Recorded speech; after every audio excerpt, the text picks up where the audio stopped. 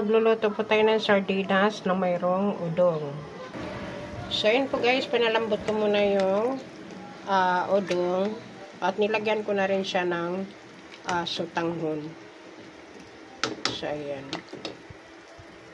So, lagyan naman natin siya ng repolyo guys para kahit paano ay may gulay siya. So, lalagyan na po natin yung gulay. So, tinimplahan ko na yun siya guys. Lagyan ko siya ng fish cube and then asin. Tapos, lalagay na natin yung repolyo. Ipahuli na natin yung sardinas para hindi siya madurog. So, lalagay na natin yung sardinas guys. Ayan. Kaya pinahuli ko yan kasi madudurog kasi siya. So, isasabay na rin natin yung bell pepper at saka sibuyas.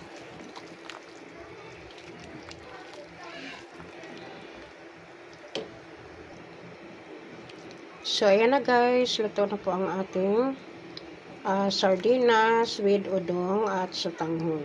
So, ayan po siya guys. Okay na po yung kanyang lasa. Ayan.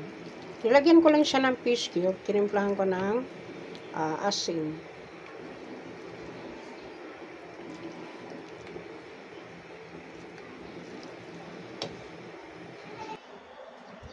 So, ito na siya guys, ang ating finished product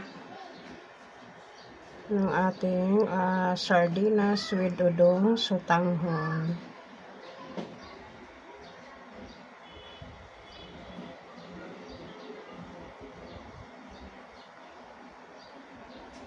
Thank you for watching.